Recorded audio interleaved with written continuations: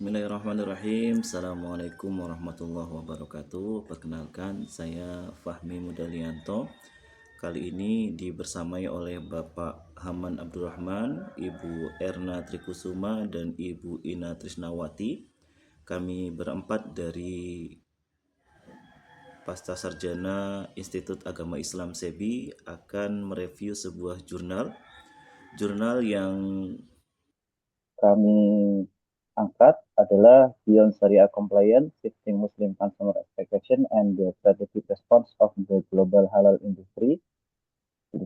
Jurnal ini ditulis oleh Ramadan Razal dan Almira Komala Ufah dari UIN Sultanah Lesmawe, juga Syarif Muhammad dari American University, dan Enkelida Lulaj dari Hatsi Zeka University.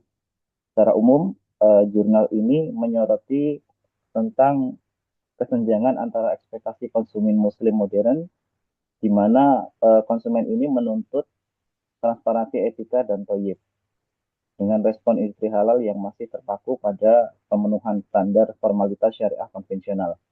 Gap ini diperparah oleh keterbatasan industri dalam menyediakan transparansi rantai pasok dan fragmentasi regulasi global yang mendorong perlunya mengadopsi teknologi digital terintegrasi. Untuk lebih detailnya, masalah yang diangkat atau latar belakang yang mendasari penulisan jurnal ini akan disampaikan oleh Pak Hamam Abdurrahman. Silakan. Baik, selanjutnya masalah yang diangkat yaitu latar belakang ya, kesenjangan gap antara kapasitas industri halal saat ini dengan perubahan ekspektasi konsumen muslim modern. Yang pertama itu dari pelaku industri, masih banyak perusahaan industri halal yang masih berorientasi pada kepatuhan standar minimum, yaitu sekedar memiliki label atau sertifikat halal saja. Sedangkan yang kedua, konsumen muslim modern di sisi lain menuntut transparansi rantai pasok yang lebih tinggi, penggunaan teknologi digital untuk ketertelusuran, serta praktik bisnis yang etis, ramah lingkungan, dan mencakup dimensi halal dan thayyiban. Serta hambatan perdagangan lintas negara, yaitu adanya fragmentasi regulasi dan tidak adanya standar sertifikasi halal yang terharmonisasi secara internasional, yang kerap menimbulkan hambatan perdagangan lintas batas negara. Baik, next. Lalu konsep atau teori yang digunakan. Para peneliti mengintegrasikan dua kerangka teori utama untuk membedah fenomena pergeseran ekspektasi konsumen muslim global saat ini. Yang pertama yaitu teori institusional. Teori institusional ini digunakan untuk menganalisis bagaimana organisasi atau industri, dalam hal ini industri halal global dan para pembuat kebijakan merespon tekanan, regulasi, dan norma-norma sosial yang berubah di lingkungan mereka. Memperluas makna halal dari sekadar pemenuhan hukum formal menjadi gaya hidup holistik yang mencakup aspek kesehatan, kebersihan, keamanan, dan etika global. Fokus dalam jurnal ini yaitu teori ini dipakai untuk memetakan urgensi harmonisasi regulasi internasional, seperti usulan pembentukan halal industry administration di Filipina, dan bagaimana lembaga-lembaga sertifikasi halal global merespon tuntutan eksternal dari pasar global, agar tidak hanya sekadar patuh syariah secara hukum formal, tetapi juga diakui secara institusional dalam ekosistem bisnis modern.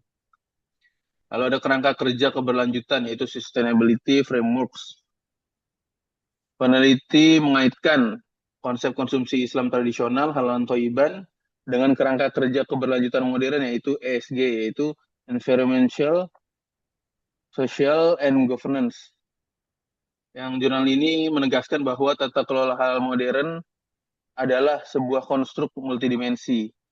Peneliti menggunakan kerangka keberlanjutan untuk berargumen bahwa integritas syariah saat ini tidak bisa berdiri sendiri, melainkan harus berjalan selaras dengan prinsip-prinsip kelestarian lingkungan, keadilan sosial, dan transparansi etis, serta tata kelola rantai pasok yang akuntabel. Makna integrasi teori tersebut yaitu dalam studi ekonomi Islam, riset konsumen seringkali hanya memakai teori perilaku seperti teori of planned behavior.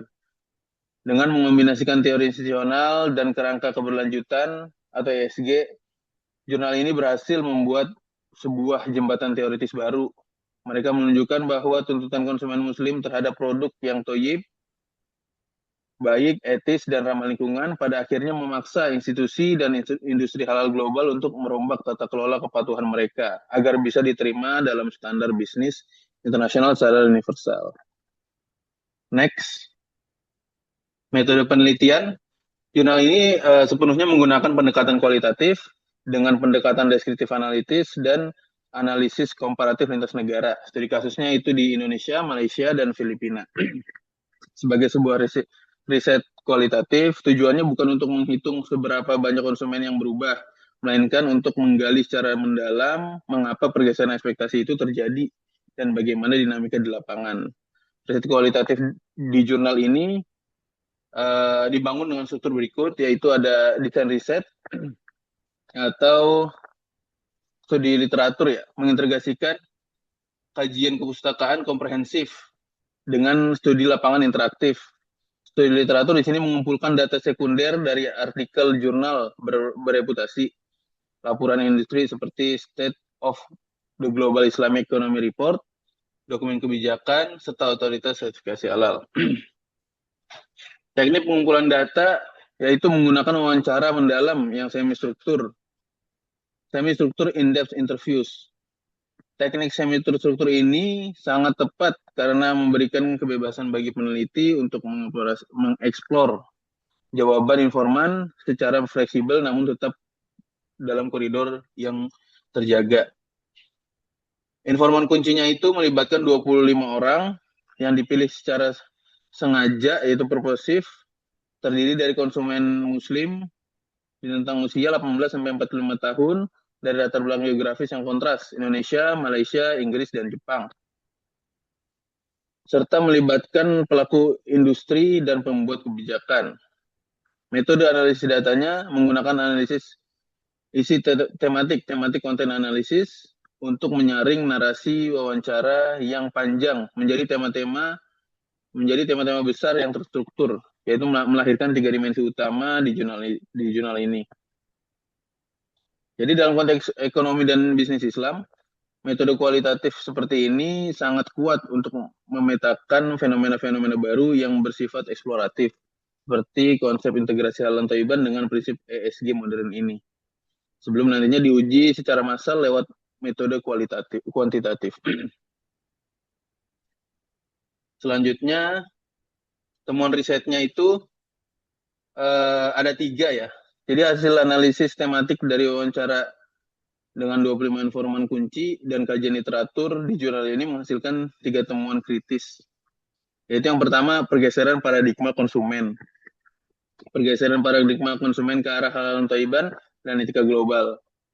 Konsumen muslim modern, khususnya segmen usia 18-45 tahun di Indonesia, Malaysia, Inggris, dan Jepang tidak lagi mendefinisikan halal secara label, secara hukum formal saja. Temuan nyatanya itu terjadi lonjakan ekspektasi di mana konsumen menuntut aspek thoyyib yang mencakup kualitas produk, higienitas, keadilan sosial bagi pekerja, aspek kemanusiaan, serta standar etika bisnis global. Jadi halal kini dipandang sebagai gaya hidup yang etis secara menyeluruh. Yang kedua itu peran strategis teknologi digital dalam transparansi rantai pasok. Aspirasi konsumen terhadap produk etis direspon industri melalui integrasi teknologi modern untuk mengatasi celah ketidakpastian.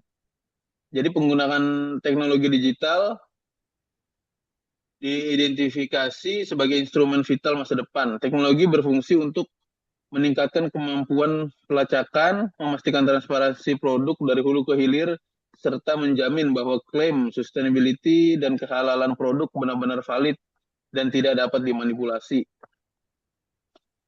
Lalu urgensi harmonisasi regulasi halal internasional.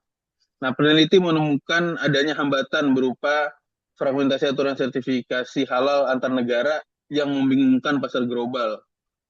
Temuannya itu terdapat kebutuhan mendesak untuk melakukan harmonisasi regulasi di tingkat internasional. Sebagai contoh konkret dalam konteks regional, jurnal ini menyorot langkah adaptif pembentukan Halal Industry Administration di Filipina sebagai model tata kelola regulasi yang berusaha menyelaraskan standar lokal dengan dinamika pasar global. Konteksnya ini di ASEAN berarti. Jadi kesimpulan temuan dari jurnal tersebut yaitu tata kelola industri halal masa depan harus berevolusi menjadi konstruk multidimensi. Integritas syariah tradisional harus dikawinkan dengan secara selaras dengan prinsip-prinsip ESG tadi, environmental, social, and governance, agar produk halal dapat diterima sebagai standar universal, baik di negara mayoritas maupun negara yang minoritas muslimnya. Next, mungkin untuk selanjutnya, lanjut dari Pak Fahmi, silakan. Selanjutnya adalah kelebihan artikel. Artikel ini yakni jurnal Beyond Sharia Compliance Shifting Muslim Customer Expectation and the Strategic Response of the Global Halal Industry ini adalah artikel yang sangat menarik secara konseptual karena topik yang diangkat sangat relevan dengan dinamika industri halal modern, yakni menghubungkan kepatuhan syariah konvensional dengan isu sustainability dan integrasi ESG. Kelebihan dari jurnal ini, satu, kebaruan teoritis yang kuat. Peneliti berhasil keluar dari pakem riset halal yang biasanya hanya berputar pada determinan niat beli atau purchase intention konsumen. Artikel ini berani mengintegrasikan pola konsumsi Islam dengan institutional teori atau teori institusional dan kerangka kerja keberlanjutan. Ini memberikan kontribusi konseptual yang segar bagi literatur ekonomi syariah.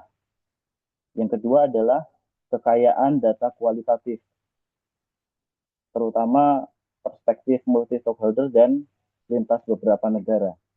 Penggunaan 25 informan kunci yang mencakup konsumen lintas negara, meliputi Indonesia, Malaysia, UK, dan Jepang, bersama dengan pembuat kebijakan atau policymaker dan pelaku industri memberikan jangkauan perspektif yang sangat komprehensif. Angka 25 informan ini untuk studi kualitatif wawancara mendalam sudah sangat memenuhi prinsip untuk dilakukan saturasi data. Kemudian kekurangan dari artikel atau jurnal ini, yang pertama adalah masalah cakupan geografis versus kedalaman analisis. Riset ini mewawancarai konsumen dari Indonesia, Malaysia, UK, dan Jepang, 4 negara dengan landscape ekosistem yang berbeda. 2 negara mayoritas muslim, kemudian 2 negara minoritas muslim. Namun pada bagian temuan, fokus rekomendasi regulasi justru mengerucut pada halal industry administration di Filipina. Sehingga terjadi ketidakselarasan spasial. Satu Eropa, yang lainnya di Asia, tapi hanya disimpulkan di Asia saja. Jika informannya dari Inggris dan Jepang, lalu mengapa fokus negara informan dan bagaimana temuan dari konsumen di Inggris atau Jepang bisa menjadi jembatan usulan regulasi di ASEAN, terutama di Filipina ini. Yang kedua, transparansi metode analisis tematik. Peneliti menyebutkan menggunakan tematik konten analisis. Bagaimana proses kodenya dilakukan, apa saja tema utama dan subtema yang muncul secara rigid. Seringkali riset kualitatif terjebak langsung memaparkan kesimpulan tanpa memperlihatkan coding tree atau matriks ekstraksi kutipan dari wawancara seperti yang tadi disampaikan oleh Pak Mulyadi. Kemudian yang terakhir, belum, masih ada satu lagi nanti, saran perbaikan, tambahkan tabel atau diagram tematik mapping, ini belum ada, mengikuti dari tadi yang transparansi metode analisis tematik, di mana belum ada tabel-tabel dan tematik mappingnya. Ini untuk menunjukkan transisi dari pernyataan mentah informan menjadi kode, lalu dikategori hingga akhirnya melahirkan 3 dimensi temuan. Halal toyib, teknologi digital, dan harmonisasi regulasi. Yang kedua adalah generalisasi konsep teknologi. Dalam jurnal ini dia pakai blockchain dan IoT. Temuan kedua menekankan pentingnya teknologi seperti blockchain dan IoT untuk traceability.